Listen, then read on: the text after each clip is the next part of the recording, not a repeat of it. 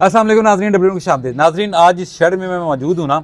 आपने पिछले दिनों देखा होगा कि दिनों तो नहीं, अब तो महीनों हो गए हैं। कुछ इंडोनेशियन आए थे यहाँ पे सफाई लेने के लिए।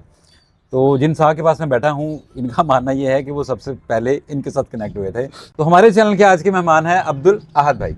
जनाब अस्सलाम वालेकुम। वालेकुम सलाम। जनाब, क्या सफ़ायर की क्या स्टोरी है? सफ़ायर की स्टोरी ये है वकास भाई कि लोगों के पास है, उनको पता नहीं है। सफ़ायर में भी क्वालिटीज़ हैं, जैसे क्रीमिनोपलाइन में क्वालिटीज़ है।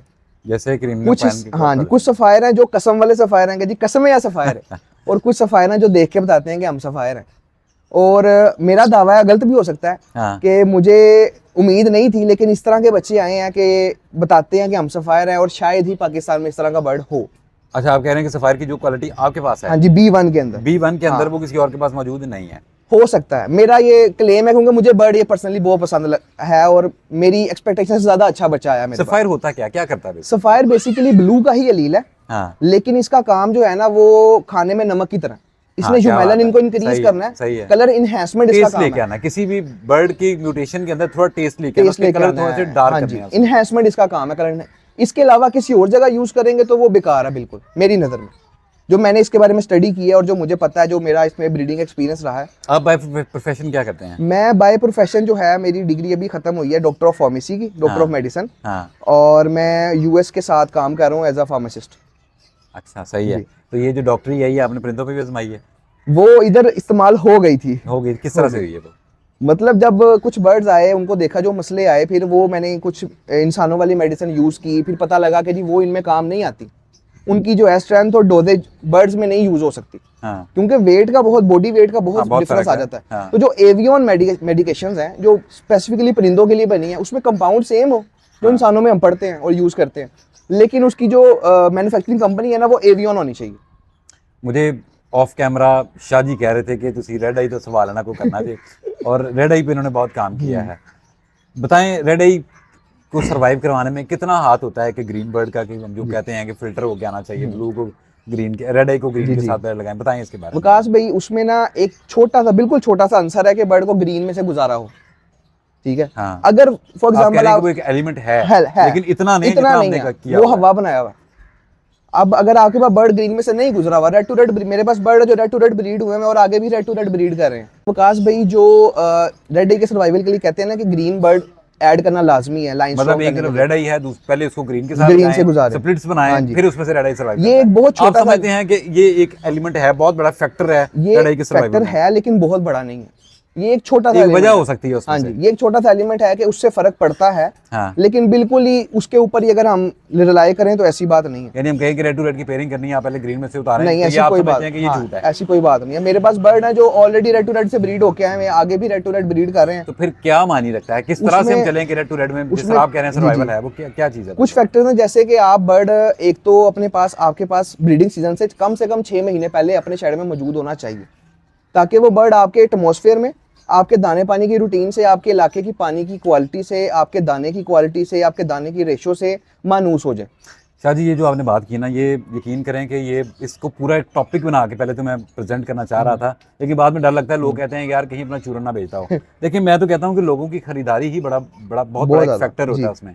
आप जब भी खरीदारी करें ना, पट्ठे की खरीदारी करें, जिस बिल्कुल तरह से आपने कहा है, बिल्कुल आप पट्ठे की खरीदारी करें, और वो सारे फैक्टर जो आपने बताया कि घर में पानी जी से एडजस्ट करें, जी, एनवायरमेंट से एडजस्ट करें, इस तरह से जब आप बर्ड को ब्रीड करवाते हैं ना, यकीन करें कि मैं कहता हूँ कि वो हर बर्ड ब्रीड करता है। बिल्कुल बिल्कुल एक बहुत अच्छे ब्रीडर हैं, हमारी वीडियोस में भी आते हैं, और यकीन करें उनके पास ना इस मरतबा बहुत ज़्यादा प्रॉब्लम रहा।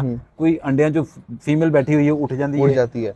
बच्चे मारने वाला, प्लकिंग वाला। और वो कह रहा था कि यार मैं अगर बताऊं ना कि मेरी वजह क्या बनी, वो कहता है कि यार मैंने ना रेडी टू ब्रीड पीसेस खरीदे, 1 माह पहले ब्रीड पे लगाया, लिए साथ ही ब्रीड पे लगा दिया, किसी ना किसी जगह पे ब्रीडिंग का, आपको पता ना पूरा सर्कल होता बिल्कुल है, पहले बिल्कुल लेइंग भी आनी है, फिर हैचिंग होनी है, फिर बच्चे सेल्फ होने बिल्कुल हैं, बिल्कुल, किसी ना किसी पे जाके बर्ड इशू तंग आ करना जाता है। शुरू हाँ जी, कर देता है। अगर आपने पट्ठे खरीदे होंगे, पट्ठे पे सारी वो मेहनत की मेहनत होगी, की होगी। तो फिर इस तरह के इश्यूज नहीं आएंगे। बताएंगे जी तो अपने। ये बहुत लंबा टॉपिक है, इसको मैं समराइज ही करके बताऊंगा छोटा सा, तो फिर इंशाल्लाह कभी बात करेंगे, हाँ, इसमें लंबी करेंगे। डिस्कशन करेंगे। तो बर्ड जब आपके पास एडजस्ट होता है ना, और दूसरी चीज उस पर ये है कि आपने बर्ड को बाउंड एटलीस्ट 2 महीने पहले किया हो, अच्छी तरह वो तसल्ली हुई हो पेयर की बाउंड है। और तीसरा, आपने काम करना है एम्ब्रियो हेल्थ पे। मादी जो है उसके पास जो है एग होता है, और मेल के पास जो है वो स्पर्म होता है। जब वो क्रॉस होता है ना पेयर, तो फीमेल के अंदर वो जाइगोट बनता है, और वो जाइगोट आगे जब ग्रो करता है तो वो एम्ब्रियो बनाता है। छोटा बच्चा जो होता है बेसिकली वो एम्ब्रियो होता है। उसकी हेल्थ को मेंटेन करना ना, जब आपका एम्ब्रियो स्ट्रॉन्ग होगा ना, अंडे के अंदर जो बच्चा है वो स्ट्रॉन्ग पैदा होगा, और जब वो हैच होगा, वो एक तो हैचबिलिटी उसकी ज्यादा होती है, उसमें एनर्जी होती है कि वो अंडा तोड़ के बाहर आ सके। हाँ, सही है। और एनर्जी इतनी होती है कि वो आके फीड मांग सके, और पहला 1 दिन जो 2 दिन है वो सर्वाइव कर सके। आप जब ये कह रहे हैं कि कुछ बच्चे होते हैं जो हैच होने के बाद इनको फीड नहीं होती, फीड नहीं इसका मतलब होती, वो मांग ही नहीं रहे होते। वो वीक होते हैं। रेड आई बच्चा अच्छा। वीक होता है, वो फीड नहीं मांगता, तब माँ फीड नहीं कराती। अच्छा, इसका मतलब ये नहीं है कि पेरेंट्स ने फीड नहीं कराया, इसका ऐसी मतलब है कोई कि बच्चा बात नहीं। फीड मांगी नहीं है। अब आपने देखा होगा पेरेंट्स हैं नीचे ब्लैक आई बच्चा, रेड आई बच्चा, ब्लैक आई को फीड हुई है, रेड आई को नहीं। एग्जैक्टली, कई लोगों के पास ये इशू रेड आता आई है। बच्चा फीड नहीं मांगता। अच्छा, वो एम्ब्रियो वीक था। एम्ब्रियो वीक था, बच्चा वीक हैच हुआ है, जिसकी वजह से वो फीड नहीं मांग रहा और मादी फीड नहीं करवा रही। सही है, ठीक है। एम्ब्रियो हेल्थ को बेहतर करने के लिए ओमेगा एसिड्स देने हैं, ओमेगा फैटी एसिड्स। अब ओमेगा फैटी एसिड्स किसके अंदर होते हैं? वो ऑयल्स के अंदर होते हैं। जैसे फिश लीवर ऑयल हो गया, इंसानों के लिए भी बड़ा मुफीद है। कोड लीवर, हाँ जी, मछली का तेल। अगर आपको नहीं कोई मिल रहा, आप मार्केट से जाके फिश लीवर ऑयल ले आए। वो कैप्सूल भी मिल जाते हैं, हाँ जी। और एनिमल्स के लिए सस्ता मिलता है, वो 400 रुपए का 150 ml की बोतल है। इंसानों वाला महंगा है। हाँ। नहीं तो ऑलिव ऑयल जो घर में ऑलिव ऑयल चल रहा है आपके, अगर चल रहा है, आपने ये जो फिश ऑयल बताया है जो देना हमने, ये कब देना और किस क्वांटिटी में देना? ये आपने फिश ऑयल पूरा साल दें, सिर्फ क्वांटिटी उसकी मेंटेन रख के 1 kg के ऊपर 5 से 10 ml। 1 kg क्या, soft food? 1 kg soft food, 1 kg soft food के ऊपर 5 से 10 ml। अगर आपका हाफ kg बन रहा है 5 ml कर लें। अगर आपका बिल्कुल ही 100, 200, 250 ग्राम बन रहा है, 10 पेड़ आपके पास, तो 1 कैप्सूल डाल दें। वो ये है कि डेली बेस पे देना है, डेली बेस पे पूरा मतलब साल बिना नागा, जब हाँ भी जी। सॉफ्ट फूड बन रहा है आपने इसके ऊपर देना है। इसको ऑफ सीजन में भी और चलाएं। आप कह रहे हैं कि ये एम्ब्रियो हेल्थ के लिए बहुत इंपॉर्टेंट है, बहुत important इससे एम्ब्रियो हेल्थ इंप्रूव होएगी। बिल्कुल। और जो रेड आई बच्चा एक्सपायर होता है वो नहीं होगा। वो जब, हाँ जी, ये एक फैक्टर है, जब बच्चा ही आपका हेल्दी पैदा होगा तो वो फिर एक्सपायर नहीं होगा। चलें, ये एक डिफरेंट एंगल है डॉक्टर साहब जो आपने बताया है, इससे पहले कभी डिस्कशन नहीं हुई हाँ इस जी, पे। हाँ जी। तो आई होप सो कि हमारे नाज़रीन को इससे फायदा जैसे आप ब्रीडिंग एड देखते हैं वेटा फार्म की, हाँ। या गुड ऑयल देखते हैं, ये दोनों चीजों में यही चीज है। ये दोनों एम्ब्रियो हेल्थ अच्छी करते हैं। यानी आप अगर गुड ऑयल दे रहे हैं फिर तो ठीक है, अगर नहीं दे रहे तो फिर आप ये ट्राई करें, तो आपका मसला जो रेड आई की अब मोटालिटी मैं ब्रीडिंग एड यूज करता हूँ वेटा फार्म की, पूरा साल चलती है, ऑफ सीजन में भी चलती है, बच्चों को भी चलती है। ये बताएं कि 2 सिबलिंग्स रेड आई हमारे पास हैं, उनको हमने ब्रीड पे लगा दिया है।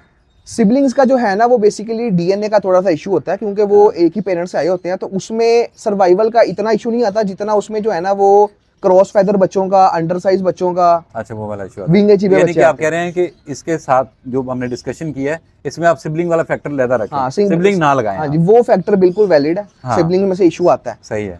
लेकिन अगर बिल्कुल ही ग्रीन बर्ड है, ग्रीन फिशरी है, उनमें इतना इशू नहीं आएगा। जो वीक म्यूटेशंस हैं उनमें इशू आता आपके अपने पास वैसे रेड आई के क्या सर्वाइवल है? है। मेरे पास अभी तक अल्हम्दुलिल्लाह रेड आई का जो बच्चा 5 दिन क्रॉस किया ना, वो मरा नहीं। कोई भी बच्चा 5 दिन क्रॉस कर किया, जो 5 दिन का हो गया, ये डेफिनेशन को समझ नहीं है कि तो 5 दिन हमने जब क्रॉस उसको पहले जब एक्सपायर हो जाता है उसको अगर मेंटेन करना तो उसके लिए क्या? हाँ जी, तो मैं यही कह रहा हूँ कि मेरे पास जो रेड आई बच्चे हैं ना, वो जो बच्चा 6 बच्चों के नीचे आके 7वां बच्चा मरा ना, वही मरा है, उसके अलावा और कोई बच्चा नहीं मरा। अच्छा अच्छा। और डेड इन सेल भी अल्हम्दुलिल्लाह तकरीबन कोई 1 या 2% डेड इन सेल था 100 में से। वो भी सिर्फ इस वजह से कि अंडे जो थे वो 6-6, 7-7, 8-8 अंडे थे, तो वो आखिर वाले अंडे जो थे वो गंदे हो जाते थे, मादी सही से इंक्यूबेट नहीं आइडियली करती। वैसे कहते हैं कि 4 से 5 अंडे हों तो एक पेड़ के नीचे वो सही रहते हैं, अगर इससे आगे अंडे हैं तो वो आप फोस्टर करने की तो वो मैंने जो रूटीन आपको बताई है, मैं वो फॉलो कर रहा था पूरे साल से। तो मादी अल्हम्दुलिल्लाह मेरे पास 6-6, 7-7 महीने की ब्रीड की है, 6-6 की, 7-7 की एवरेज के साथ। अच्छा अच्छा। और 6-6 महीने के मेल भी फर्टाइल हुए हैं मेरे पास। सही है, तो आप कहते हैं कि ये 6-7 महीने में आपका बर्ड जो है वो लव बर्ड 6 महीने में रेडी टू ब्रीड होता है, दूसरा मोल्ड अगर कर जाए तो। लेकिन उसके लिए फार्मूला मेरे ख्याल से वही है जो आपने बताया कि डाइट अच्छी, 5-6 माह से अपने पास बर्ड होल्ड किया हो, डाइट अच्छी, और फ्लाइट बर्ड को देनी चाहिए ऑफ सीजन में। फ्लाइट बहुत जरूरी है, डाइट और बहुत जरूरी है, और मल्टीविटामिन। इससे बर्ड मोल्ड जल्दी करता है, दूसरे मोल्ड के बाद बर्ड रेडी होता है, और 5वें-6ठे महीने में दूसरा मोल्ड कर जाता है। नाज़रीन, उम्मीद है कि आपने आज की वीडियो पसंद की होगी। हमने इनोस फैमिलीज पे, इनो को लेकर थोड़ी सी डिस्कशन किया कि जिन लोगों को रेड आई के सर्वाइवल के लिहाज से इशू आ रहा है, आहद भाई ने उस पर डिटेल पे बताया है और एक डिफरेंट परसेप्शन दिया है अपना। उम्मीद है आपने आज की वीडियो एंजॉय की होगी। अगली वीडियो तक इजाज़त दीजिए, अल्लाह ने के बाद।